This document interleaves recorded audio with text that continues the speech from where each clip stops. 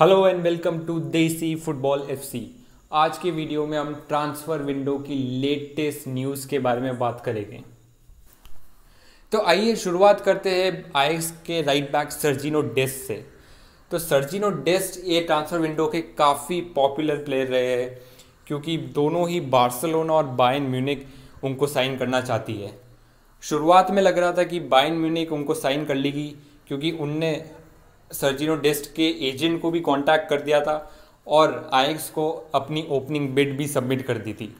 और दूसरी तरफ बार्सिलोना इंतज़ार कर रही थी कि वो नेल्सन सेमेडो को बेच सके ताकि उनके पास पैसे आ जाए और फिर वो आईएक्स को अपनी ओपनिंग बिड सबमिट करें।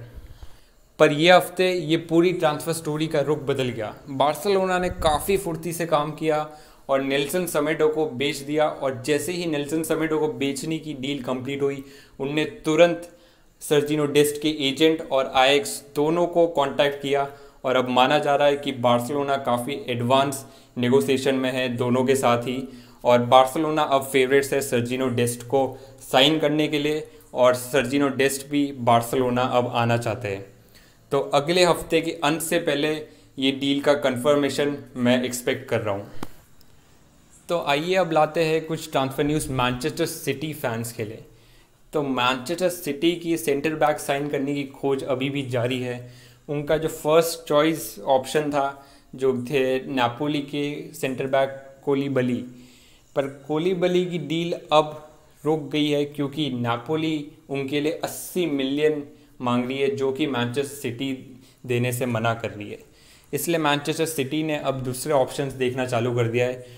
उनने बेनफिका को कांटेक्ट किया है उनके सेंटर बैक रूबन डियास के लिए, और माना जा रहा है कि मैनचेस्टर सिटी ने ऑफ़र दिया है ओटामेंडी प्लस कैश, मतलब ये प्लेयर प्लस कैश का एक ऑफ़र है, और टोटल ऑफ़र की वैल्यू 55 मिलियन की मानी जा रही है।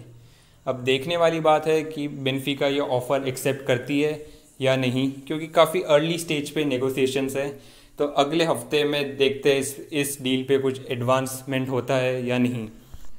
अब चलते हैं मैनचेस्टर सिटी की पड़ोसी यानी मैनचेस्टर यूनाइटेड पे। मैनचेस्टर यूनाइटेड मार्केट में एक नए लेफ्ट बैक की खोज में है। उनका फर्स्ट ऑप्शन था रियल मैड्रिड के रेगिलोन, पर वो रियल मैड्रिड के साथ डील कंप्लीट नहीं कर पाए, जिसका नतीजा हुआ कि स्पर्स ने रेगिलोन को ख़रीद लिया।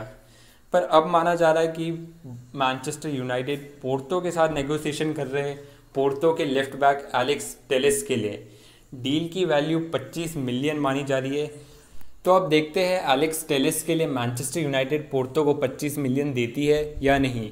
और माना जा रहा है कि अगर मैनचेस्टर यूनाइटेड एलेक्स टेलेस को नहीं साइन कर सकी तो मैनचेस्टर यूनाइटेड ने एक और बैकअप लेफ्ट बैक को स्काउट कर रखा है। वो कौन है लेफ्ट बैक वो अभी तक न्यूज़ में नहीं है। जैसे ही कुछ अपडेट होगी तो मैं आपको ज़रूर बताऊंगा।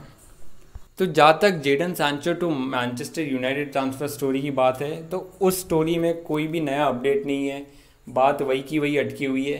बोरुसिया डॉर्टमंड 120 मिलियन चाहती है और मैनचेस्टर यूनाइटेड सिर्फ 90 से 100 मिलियन देने के लिए ही तैयार है जेडन सैंचो के लिए। तो अगर मैनचेस्टर यूनाइटेड बोरुसिया डॉर्टमंड की 120 मिलियन की प्राइस नहीं देते हैं तो जेडन सैंचो बोरुसिया डॉर्टमंड में ही खेलेंगे आने वाले सीज़न के लिए। तो अब मैनचेस्टर से थोड़ा लंदन की तरफ चलते हैं।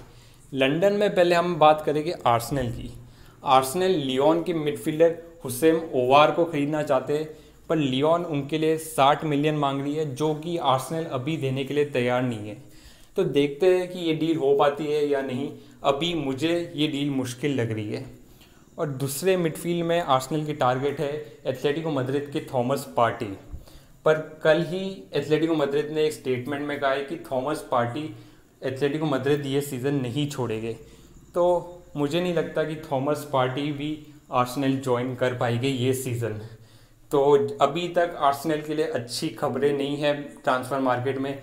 लग रहा है दोनों के दोनों उनके मिडफील्ड टारगेट इस सीज़न आर्सेनल ज्वाइन नहीं करेंगे।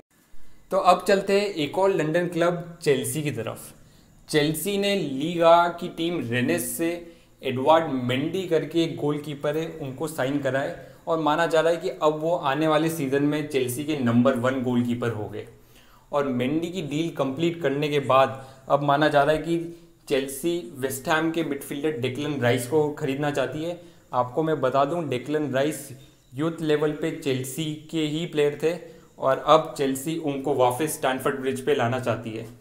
देखने वाली बात होगी कि चेल्सी डील कंप्लीट कर पाती है या नहीं, क्योंकि अभी ये डील काफ़ी अर्ली स्टेजेस पे है। अभी तक चेल्सी ने कुछ बिड नहीं करी है, तो अभी कुछ कह नहीं सकते कि इस रूमर में कितनी सच्चाई है या चेल्सी सही में उनको साइन कर पाती है या नहीं। तो ये वीडियो ख़त्म करने से पहले एक बार फिर चलते हैं बार्सिलोना की तरफ। बार्सिलोना ने मेम्फिस डेपाई के लिए 30 मिलियन का ऑफ़र डाला है और मेम्फिस डेपाई की जो अभी करंट क्लब है लियोन, वो भी ये ऑफ़र एक्सेप्ट करने के लिए तैयार है, ऐसा माना जा रहा है। आपको मैं बता दूं कि मेम्फिस डेपाई और बार्सिलोना ने पर्सनल टर्म्स अग्री कर दिए हैं और तो आप उम्मीद कर सकते हैं कि आने वाले हफ्ते में मेम्फिस डेपाई एक बार्सिलोना के प्लेयर हो गए। और साथ ही साथ बार्सिलोना टोडिबो, जो बार्सिलोना की यंग सेंटर बैक है, उनको एवर्टन को बेचने की तैयारी कर रही है, ताकि एवर्टन से जो पैसा मिले वो बार्सिलोना इस्तेमाल कर सके मैनचेस्टर सिटी के एरिक गार्सिया को खरीदने के लिए। तो देखते हैं आने वाले समय में ये डील हो पाती है या नहीं। तो ये था फुटबॉल ट्रांसफ़र न्यूज़ का कंप्लीट राउंडअप। मेरे अगले वीडियो में मैं एक नई सीरीज़ चालू करने वाला हूँ फुटबॉल राइवलरीज़ के नाम से, जिसका पहला एपिसोड आने वाला है, जिसमें मैं लिवरपूल और चेल्सी के 5 घातक यूएफए चैंपियंस लीग मैचेस की बात करने वाला हूँ। मेरे चैनल पे आपको ऐसे iconic matches, history, transfer news, normal football news, players के बारे में, फुटबॉल टीम्स के बारे में और फुटबॉल राइवलरीज़ वगैरह, उसके बारे में आपको जानकारी मिलती रहेगी।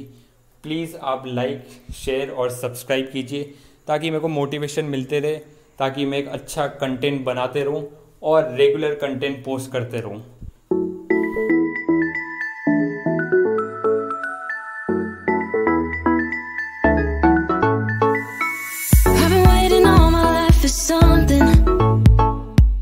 I've been down the darkest roads and